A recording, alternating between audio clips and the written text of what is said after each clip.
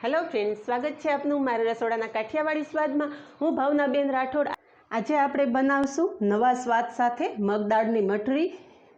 તો ફ્રેન્ડ્સ, આજ સુધી તો તમે દિવાળીમાં અલગ અલગ પ્રકારના ઘણા નાસ્તા બનાવ્યા હશે, પણ એક વખત આ નવી મઠરી ટ્રાય કરો, બધાને ખૂબ જ પસંદ આવશે।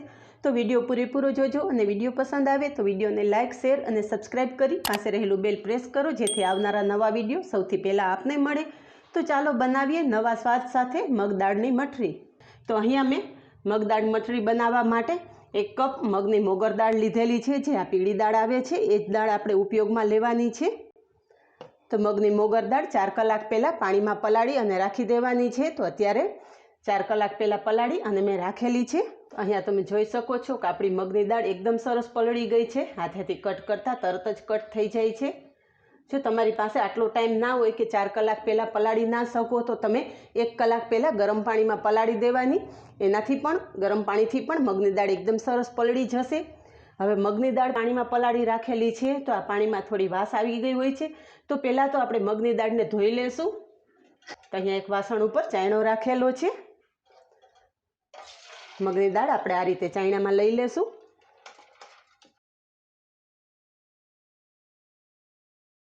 અને દાળ ઉપર આ રીતે પાણી નાખશું, જેથી આપણી દાળ એકદમ સારી રીતે ધોવાઈ જાય। આ પ્રોસેસ ખાસ જરૂરી છે। આ રીતે જો તમે દાળ ધોઈ અને પછી મઠરી બનાવશો તો મઠરીની સેલ્ફ લાઈફ વધી જશે। હવે એક્સ્ટ્રા પાણી નિતારી અને આપણે બીજા વાસણ ઉપર આ ચાયણો રાખી દેશું। હવે આપણી દાળ એકદમ સરસ ચોખ્ખી થઈ ગઈ છે, તો ધોઈ અને ચોખ્ખી કરેલી દાળ આપણે મિક્સર જારમાં લઈ લેશું। તો દાળમાં જરૂર પૂરતું પાણી નાખી અને એકદમ સ્મૂથ પીસી લેવાની। અત્યારે દાળમાં મેં 3 થી 4 ચમચી જેટલું પાણી નાખેલું છે, જરૂર પડશે તો થોડું વધારે પાણી લેશું, પણ દાળ એકદમ સ્મૂથ પીસાઈ જવી જોઈએ। અહીં આપણી દાળ એકદમ સરસ સ્મૂથ પીસાઈ ગઈ છે અને દાળ પીસવામાં આપણે 4 થી 5 ચમચી પાણીનો જ ઉપયોગ કરેલો।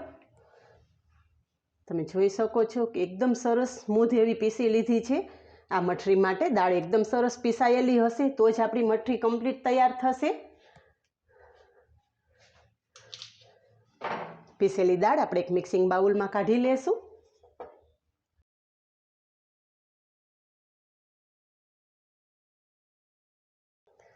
તો બધી જ દાળ આપણે મિક્સિંગ બાઉલમાં કાઢી લીધી છે। હવે મસાલા કરશું। મસાલામાં અડધી ચમચી મરી પાવડર લીધો છે, મરી પાવડર અધકચરો ખાંડી લીધો છે, તો મરી પાવડર મિક્સ કરશું। સાથે 1 ચમચી જીરું લીધું છે, જીરું મિક્સ કરી દઈશું।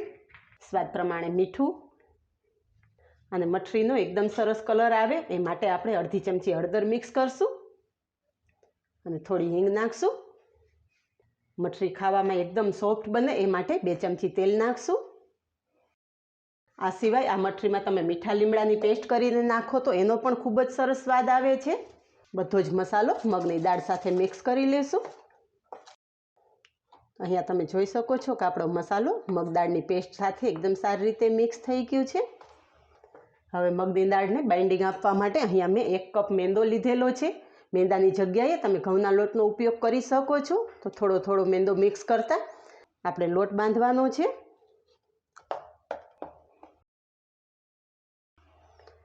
જરૂર પડશે તો થોડો વધારે મેંદાનો ઉપયોગ કરશું। અહીં આપણો મઠરી માટેનો લોટ બંધાઈ ગયો છે। લોટ બાંધવામાં ટોટલ મારે 2 કપ મેંદાની જરૂર પડેલી છે। મેંદાની ક્વોન્ટિટી પણ તમારે દાળ ઉપર આધાર છે। દાળમાં જો તમારે વધારે પાણી નાખેલું હશે તો થોડું મેંદાનું પ્રમાણ વધારે જોશે, અને ઓછા પાણીથી દાળ પીસેલી હશે તો ઓછો મેંદો જોશે। આપણે અત્યારે 2 કપ મેંદામાં લોટ કમ્પ્લીટ બંધાઈ ગયો છે। તમે જોઈ શકો છો કે આ રીતના આપણે સોફ્ટ લોટ બાંધેલો છે। હવે આ લોટ ઢાંકી અને સાઈડ પર રાખી દેશું, 10 મિનિટ રેસ્ટ આપશું। આપણો લોટ રેસ્ટ કરે ત્યાં સુધી આપણી મઠરીના એક પડ છૂટા પડે એ માટે એક સાટો તૈયાર કરી લેશું। તો જેના માટે અહીંયા મેં 4 થી 5 ચમચી જેટલો મેંદો લીધેલો છે। મેંદાની જગ્યાએ તમે કોર્નફ્લોર પણ લઈ શકો છો। મેંદામાં આપણે 2 ચમચી ઘી મિક્સ કરશું। ઘીની જગ્યાએ તેલ નાખીને પણ તમે આ સાટો તૈયાર કરી શકો છો।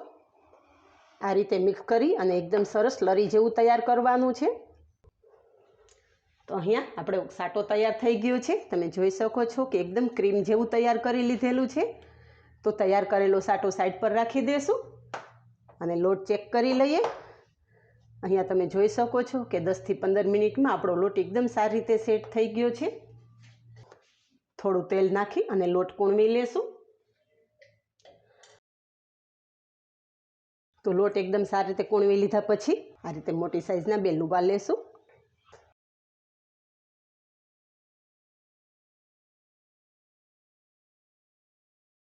પાટલી ઉપર થોડો કોરો મેંદો સ્પ્રિંકલ કરશું, ઉપર પણ થોડો મેંદો નાખશું।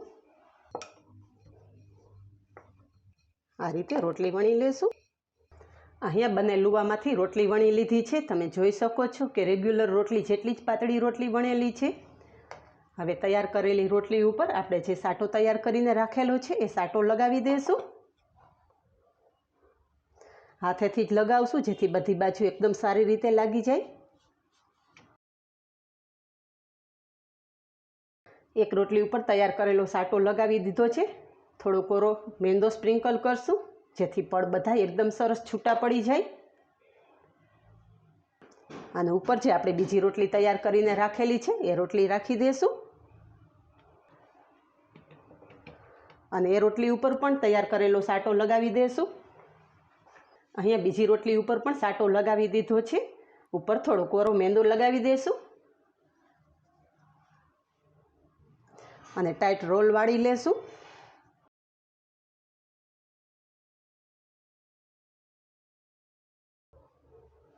એક વખત હાથેથી આ રીતે પ્રેસ કરી લેશું।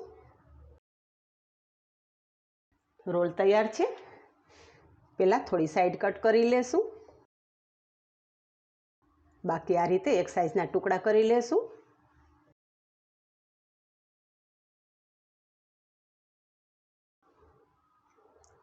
છેલ્લો ભાગ પણ આપણે લોટ સાથે મિક્સ કરી લેશું।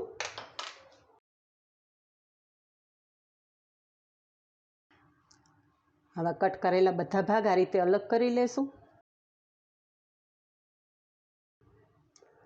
બસ રોલ કટ થઈ ગયા પછી વધારે કોઈ મહેનત કરવાની જરૂર નથી। તમે ઈચ્છો તો આ રીતે પ્રેસ કરી અને ગોળ પૂરી બનાવી શકો છો, પણ આપણે અત્યારે એકદમ પટ્ટી શેપ આપશું। થોડું પ્રેસ કરી એકાદી 2 વખત જ આ રીતના વણી લેશું।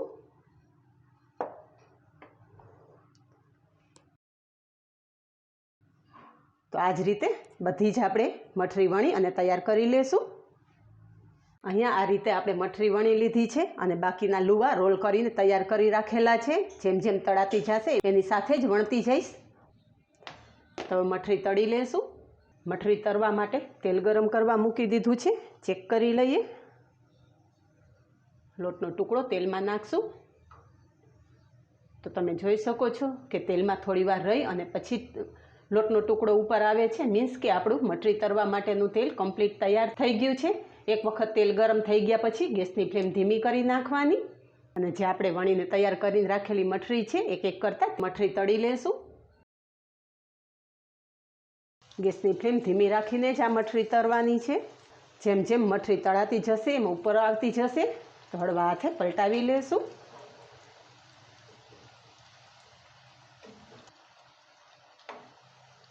અને મઠરી બંને બાજુ એકદમ સરસ ગોલ્ડન બ્રાઉન તળાવા દેશું। અહીંયા મઠરી એકદમ સરસ ગોલ્ડન બ્રાઉન તળાઈ ગઈ છે।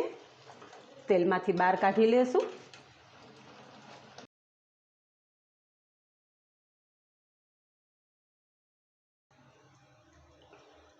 મઠરીનો કલર એકદમ સરસ આવેલો છે। તો એક્સ્ટ્રા તેલ નિતારી લેશું અને આ જ રીતે બાકીની મઠરી પણ તળી લેશું। તો આપણી મઠરી તૈયાર થઈ ગઈ છે। તમે જોઈ શકો છો કે એકદમ સરસ બધા લેયર અલગ થઈ ગયા છે અને હાથેથી કટ કરતાં તમે જો અવાજ સાંભળી શકો છો। એક એક પડ છૂટા થયા છે અને સ્વાદમાં તો એટલી સરસ થઈ છે કે જો એક વખત બનાવશો તો આ મઠરી તમે વારે વારે બનાવશો એટલી સ્વાદિષ્ટ તૈયાર થાય છે। તો કમેન્ટમાં જણાવો કે આપને આ મગદાળની મઠરીની રેસીપી કેવી લાગી। આજે બસ આટલું જ, મળીએ નેક્સ્ટ વિડીયોમાં। ત્યાં સુધી બાય, થેન્ક યુ।